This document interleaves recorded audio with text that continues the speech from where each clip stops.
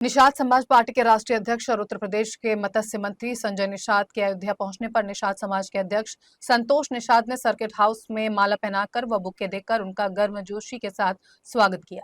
अयोध्या पहुंचे निषाद समाज पार्टी के राष्ट्रीय अध्यक्ष ने यहां विभागीय अधिकारियों के साथ बैठक कर मत्स्य योजनाओं की समीक्षा की।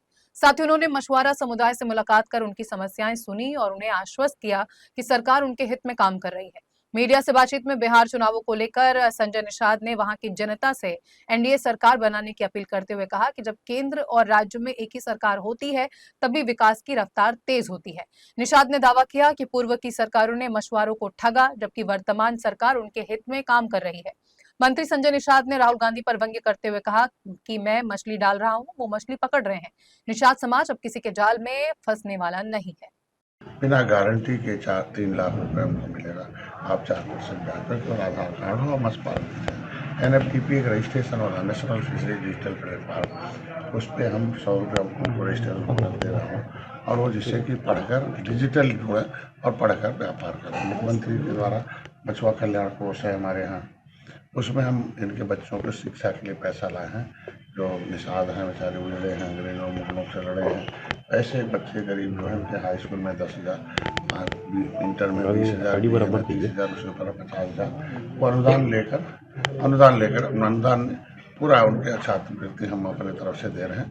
मछुआ कल्याण कोष से केवल कुछ नहीं करना, मोबाइल में मत्स्य विभाग उत्तर प्रदेश शिक्षा सहायता टाइप कर लें, वो फॉर्म आएगा स्कूल का, कुछ कागज वगैरह हैं। इनके लिए बेटी की शादी के लिए है उत्तर प्रदेश मत्स्य विभाग के वैवाहिक सहायता, इनकी चिकित्सा सहायता है। जिनके पास आयुष्मान भारत कार्ड न हो तो जाके जहाँ आयुष्मान भारत कार्ड का इलाज होता है वहाँ इलाज कराने 14 गंभीर रोग हो सकते, या फिर वो कोई रोग हो तो 7 दिन भर्ती रहना, ये सब जानकार हो जाए। मुख्यमंत्री संप्रदाय निषाद बोल।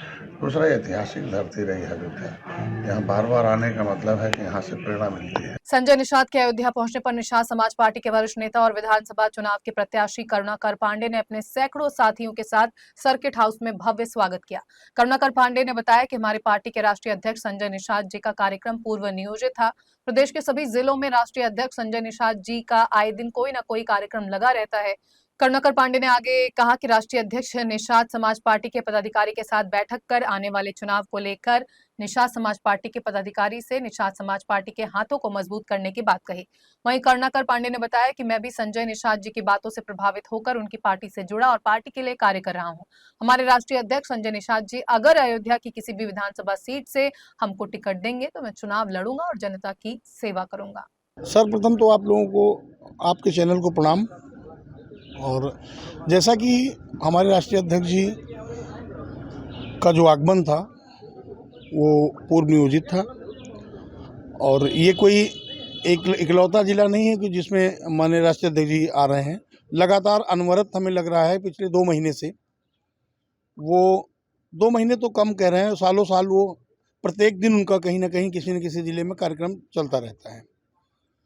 ये तो हम लोगों के लिए बहुत खुशी का दिन था कि कम से कम हमारे ज़िले में भी राष्ट्रीय अध्यक्ष जी आके और सभा को संबोधित कर रहे हैं। एक कार्यकर्ता की मीटिंग है और बहुत ही खुशी हो रही है हम लोगों को। पंचायत चुनाव को लेकर के क्या देखिए, क्योंकि आप भी जो है पंचायत चुनाव को लेकर अभी तो फिलहाल अभी तो कोई आदेश निर्देश हमको नहीं मिला है।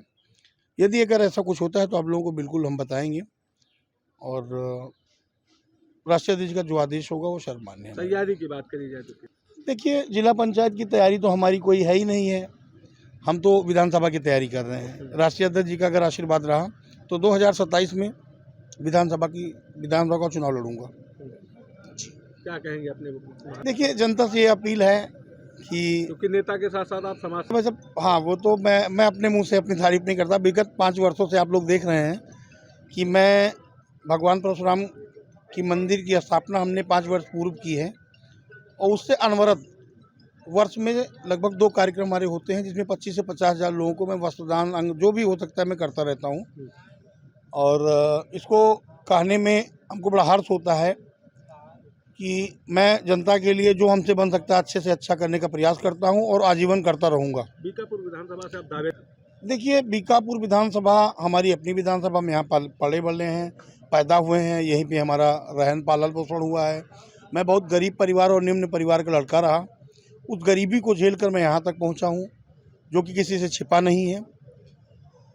फिर मैं राष्ट्रीय अध्यक्ष जी का हमको बड़ा आशीर्वाद प्राप्त हुआ, पार्टी हमने ज्वाइन की, तैयारी हमारी चल ही रही थी। अब राष्ट्रीय अध्यक्ष जी का अगर आदेश होता है, हमने पूर्व में भी कहा है कि हमको कोई ज़रूरी नहीं बीकापुर से ही, हमको जहाँ से टिकट मिल जाएगा मैं वहाँ से चुनाव लड़ूंगा। चुनाव लड़ना हमारा तय है, इसमें कोई शंका नहीं की जा सकती है। बस जनता से एक ही अपील है कि चुनाव 5 साल में एक बार होता है। अपना वोट और अपना मतदान जो है बहुत ही सोच समझकर, बहुत ही अच्छे इंसान को परख सको, जिसके सामने जाके बात कर सको, बोल सको, अपनी बातों को आप बता सको, रख सको, उसको ही मतदान करो, उसको ही चुनाव जिताकर विधानसभा में बिठाओ, जो जिससे कि क्षेत्र का विकास हो सके। नेता से पहले आप समाज सेवी। देखिए, मुद्दा नेता वादे तो इसलिए मैं नहीं कह सकता कि मैं वादों से परे रहा हूँ। जैसे 5 साल पहले तो मेरा कोई वो नहीं था कि मैं चुनाव लड़ूंगा, ठीक ना, आज भी हमारे दिल में नहीं था। हाँ, पिछले 6 महीने पहले एक ऐसी घटना हुई जिस घटना ने हमको झकझोर के रख दिया। मैंने विधायक बनाने के लिए हमने एड़ी से चोटी तक जोर लगाया, ताकत लगाई, ठीक है। ब्लॉक प्रमुखों को हमने लड़ा, चुनाव लड़ा के हमने बनाया। मैं किसी का नाम नहीं लेना चाह रहा हूँ। तन मन धन सब अर्पित कर दिया। उसके बाद हमारे ही लोगों का काम ना हो, बहुत ही दुख हुआ। तो हमने कहा कि ऐसे काम नहीं चलेगा, अब हम स्वयं नेता बनेंगे, स्वयं विधानसभा में बैठ के तब जो हमसे होगा मैं करूँगा।